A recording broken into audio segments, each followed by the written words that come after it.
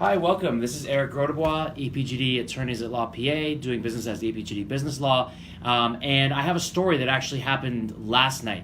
So the moral of this story, by the way, is if you are here on business immigration, so that means that you're using a business, an investment, an employment, something related to working or money as your way of coming to the United States, which is pretty common. My girlfriend Deirdre Nero is an immigration lawyer, and she specializes in the E visa, the L visa, the H-1B, the O, the EB-5.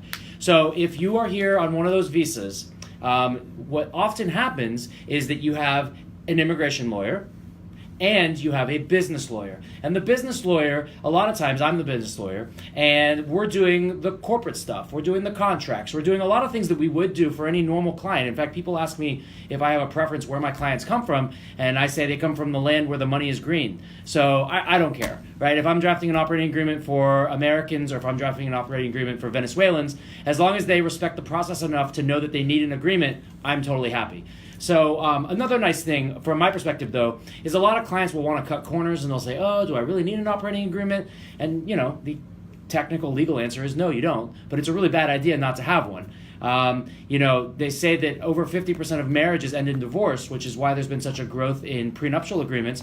Over 70% of businesses end up being broken up, which means you're more likely, if you go into business with someone else, to have a business divorce than you are to have, if you get married, to have a real divorce. So if prenups are the thing to do in your personal life, why wouldn't you have a written agreement with your partner in your business life? Anyways, that's not the point of this story. So the point of the story is I'm talking to this gentleman, and he's telling a story about how he came here on an E-visa. And the E-visa, you have to be from a certain list of countries. It's basically all the countries that we're friendly with, a lot of Western Europe, a couple countries in South America, a couple countries in Asia, like Australia. And so from this list, and what you can do is for a modest investment, there's no number on it, but let's say a rule of thumb is $200,000 is usually good enough. You invest in a company here in the United States, and then you can actually be the employee of that company, or you can be the owner of the company, and you use that visa to come to the United States.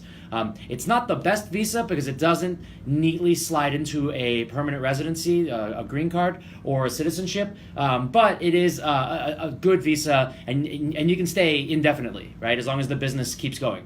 So one of the keys is, under this particular visa, is that the business has to be owned by the foreigner, right? Or, let me rephrase that, has to be owned by foreign people from the country that has the treaty. So, for example, if you're a Spanish person, the company has to be at least 51% owned by Spanish people. So you can have other partners from other countries, including the United States, but the second it becomes, let's say, majority owned by another country, or worse yet, a United States person, then that company no longer qualifies for that visa, which is where this story is going. So the guy comes, he gets a company set up, he's here for a couple years, everything's going fine, and then somebody comes along and offers to buy his company. And so without really thinking about it, he goes to his business lawyer. Now let's be clear, he went to his business lawyer, not his immigration lawyer. And he asks his business lawyer, he goes, hey, so I have my visa through this company, is it okay if I sell the company? And the business lawyer says, yeah, sure, no problem. And so then the guy sells the company. Sure enough, he's a wheeler and dealer entrepreneur. He goes and starts another company, and he's working for this other company. And he goes to his immigration lawyer. His immigration lawyer says, what did you do?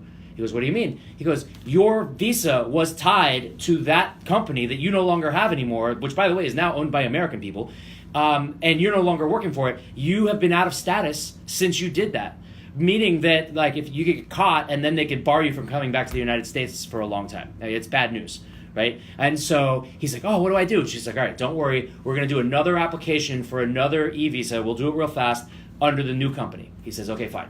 So now he thinks he knows better. So now he is tied to another company, right? But this time he knows. So he's like, all right, listen, let's just say another project comes along and he says, listen, I can only work for my first company. I can't work for the second company. And they go, well, no problem. We'll just buy your second company.